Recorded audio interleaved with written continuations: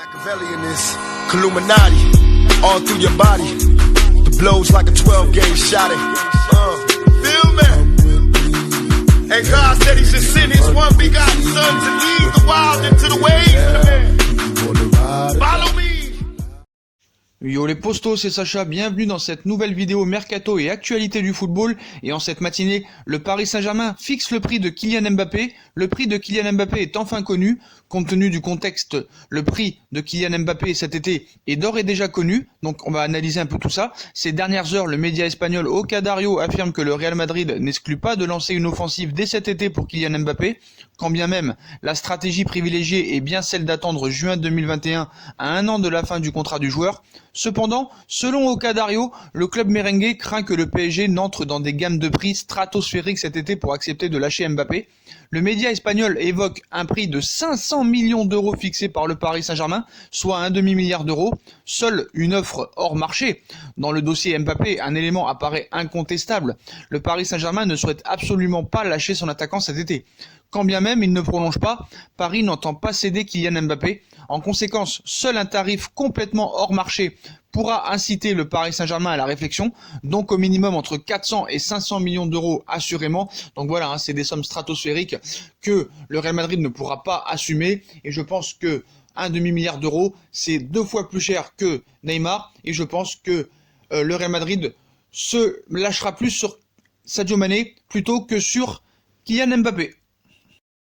Et on passe au clash Lionel Messi-Eric Abidal. Hier après-midi, Lionel Messi a allumé Eric Abidal. Hier après-midi, le quotidien Sport publiait un entretien avec Eric Abidal, le secrétaire technique du FC Barcelone.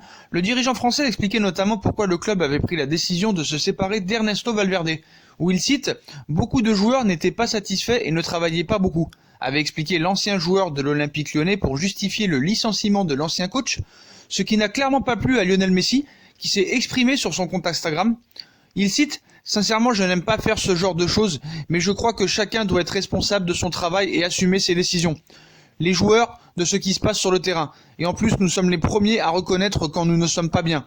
Les responsables doivent aussi assumer leurs responsabilités et les décisions qu'ils prennent. Je crois que quand on parle des joueurs, il faudrait donner des noms, parce que sinon, on salit tout le monde et on alimente des rumeurs qui ne sont pas vraies », a écrit l'Argentin, qui n'a donc pas apprécié qu'Eric Abidal laisse entendre que les joueurs sont à l'origine du licenciement de Ernesto Valverde, donc grosse ambiance au FC Barcelone.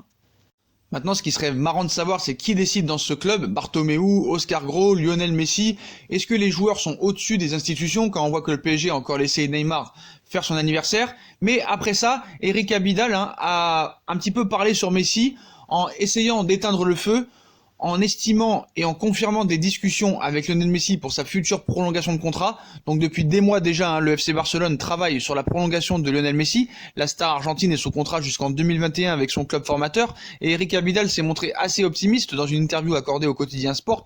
Et les Catalans veulent blinder leur joueur de 32 ans plutôt que de lui offrir un contrat année après année comme ça avait pu être évoqué.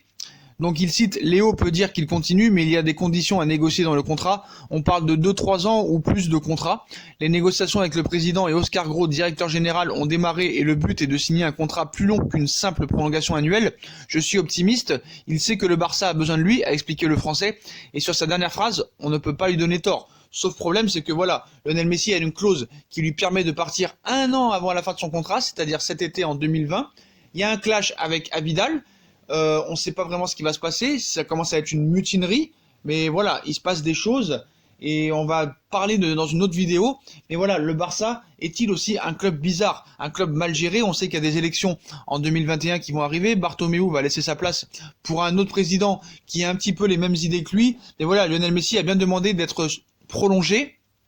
Mais tous les ans, il veut être prolongé tous les ans, alors que Abidal apparemment et Bartomeu veulent lui proposer un contrat de 2 ou 3 ans supplémentaires. Voilà, donc il y a des choses qui se passent au Barça, on ne sait pas vraiment qui commande, il y a eu des clashs entre Messi et Arthur, Messi et Griezmann, on sait que Suarez est blessé, ils viennent d'acheter un Portugais de 35 millions d'euros, et moi ce que je comprends pas c'est que, voilà, après les blessures de Ousmane Dembélé qui ne joue jamais et qui a coûté 125 millions d'euros, Coutinho qui a été prêté au Bayern de Munich et que vraiment le Bayern n'en veut plus, a coûté 150 millions d'euros avec des bonus, tout ça, presque ça leur a coûté 300 millions à ces deux joueurs, on ne sait pas d'où peuvent trouver l'argent le FC Barcelone, mais apparemment, le FC Barcelone ne s'arrête pas là. En effet, le secrétaire technique a ouvert la porte au double recrutement Lautaro Martinez-Neymar. Croit-il au Père Noël? Le secrétaire technique du FC Barcelone, pris dans la tourmente après la réponse publique de Lionel Messi, s'est exprimé au sujet du futur mercato estival et le recrutement possible d'un numéro 9. En plus de la possibilité du retour du Brésilien Neymar, Eric Abidal est partout ce mercredi en Espagne, malheureusement pour lui. Ce n'est pas pour célébrer sa carrière ou son rôle au sein de la direction sportive du Barça. En ciblant les joueurs au sujet de la fin de l'aventure avec Ernesto Valverde, le secrétaire technique du Barça a déclenché l'ire de Lionel Messi, qui ne s'est pas privé de lui répondre via Instagram, mais l'ancien défenseur lyonnais a lâché beaucoup d'autres informations intéressantes lors de ses entretiens accordés à Sport et Mundo Deportivo, les deux quotidiens pro Barça et notamment le futur mercato estival. Il cite: on a parlé de la planification de la partie sportive. Si vous regardez avec De Jong, nous avions anticipé le marché et l'avions signé bien avant l'été, a-t-il lancé au sujet de sa récente réunion avec le président Blaugrana Josep Maria Bartomeu, qu'il a conforté dans ses fonctions. En marge du cas Ousmane Dembélé qui pourrait déboucher sur le recrutement d'un joker, le Barça va repartir à l'assaut d'un attaquant, un refrain désormais bien connu. Il cite: nous apporterons sûrement un numéro 9, mais ce n'est pas une surprise aujourd'hui, a glissé Abidal, qui a été invité à commenter la rumeur Lautaro Martinez, l'attaquant argentin de l'Inter de Milan. Le Barça veut jouer sur la clause de stabilité pour Neymar. Est-ce que le secrétaire technique apprécie Lautaro? Oui, mais il y en a d'autres que j'aime à son poste. Il fait désormais partie des 5 ou 6 meilleurs joueurs du monde. En Espagne, le joueur de 22 ans fait déjà l'unanimité en vue de la succession de Luis Suarez. Mais le recrutement de Lautaro Martinez pourrait-il être compatible avec celui de Neymar dont le feuilleton du retour reprendra forcément, où il cite: je dis toujours ce qui est important pour moi, c'est l'aspect sportif. Essayer d'avoir une équipe plus forte l'été prochain pour atteindre nos objectifs. Et à partir de là, nous verrons. Mais avoir des joueurs talentueux comme Lautaro, Neymar ou d'autres serait toujours bon pour le club. Je ne vois jamais rien d'impossible. Nous allons essayer de travailler pour cela. Eric Abidal est ensuite lancé sur le cas Neymar et la possibilité de jouer sur la clause de stabilité du Brésilien après 3 années passé au PSG, où il cite: oui, ça peut faciliter car cela peut vous donner un prix, rien de plus, mais ce prix sera le même pour tous les clubs, pas seulement pour le Barça. Je dis toujours que la décision appartient aux joueurs, a-t-il commenté avant de glisser qu'il n'avait pas idée sur le prix du Brésilien lors du prochain mercato estival. Dans tous les cas, le FC Barcelone se prépare à passer à l'attaque, sauf problème, Eric Abidal devrait se renseigner sur cette clause FIFA qui ne permet pas de acheter Neymar dans l'immédiat, parce qu'il y aurait beaucoup de contraintes dans ce contexte. Parce que cette clause, si jamais elle est activée, empêchera le Barça de recruter pendant 2 ans. Ils auront des sanctions financières. Pareil pour le Paris Saint-Germain. Donc voilà, et en aucun cas cette clause sera activée vu que ça fait 15 ans qu'elle n'a pas été activée. Donc c'est impossible et cette clause est impossible à activer. En plus, le Barça, en finance, n'est pas glorieux. Ils viennent d'acheter un Portugais pour 35 millions d'euros. Ils vont devoir vendre pour 200 millions d'euros.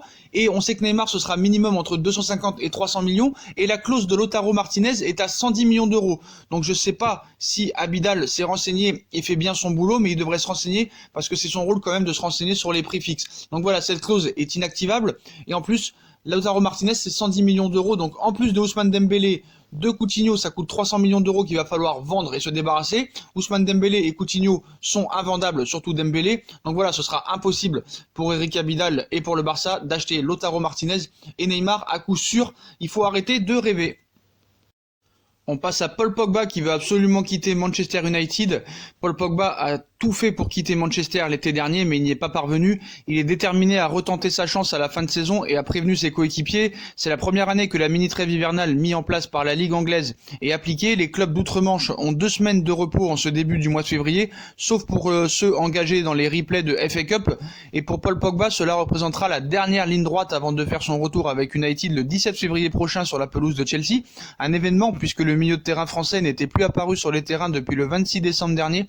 Entre-temps, Manchester United a recruté Bruno Fernandes, qui apparaît comme le successeur du français dans l'entrejeu, de quoi imaginer que les dirigeants mancuniens laisseront plus facilement partir Pogba l'été prochain.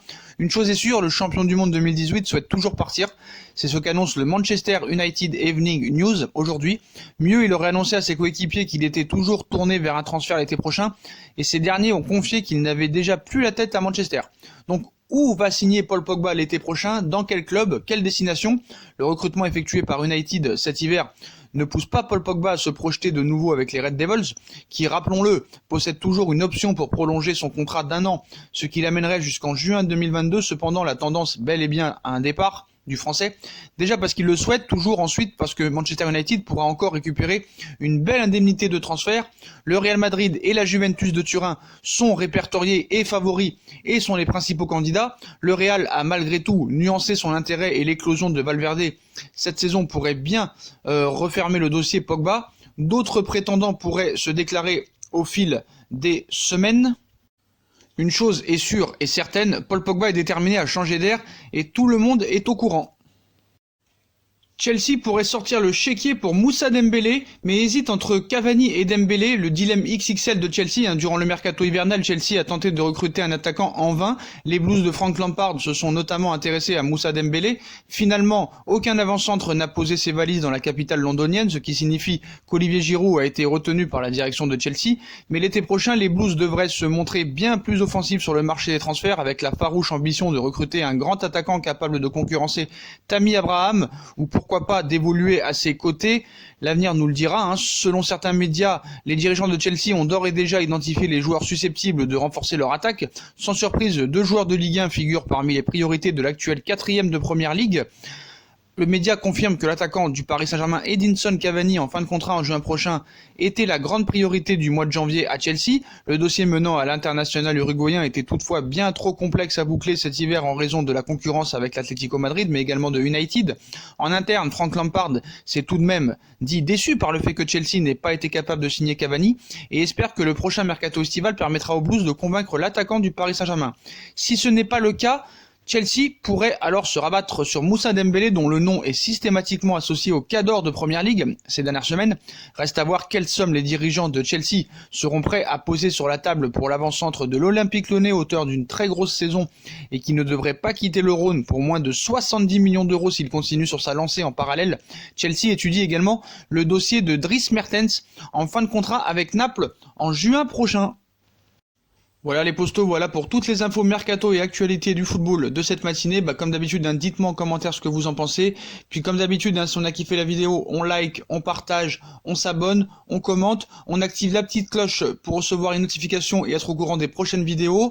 On nous rejoint sur nos différents réseaux sociaux, Instagram, Facebook, Snapchat, Twitter, ainsi que sur Utip si vous voulez aider à faire évoluer la chaîne en regardant des pubs gratuitement ou en faisant un petit don. Voilà les postos, je vous souhaite à tous une très bonne vidéo et à très vite pour une nouvelle vidéo mercato et actualité du football, les postos. Tchuss!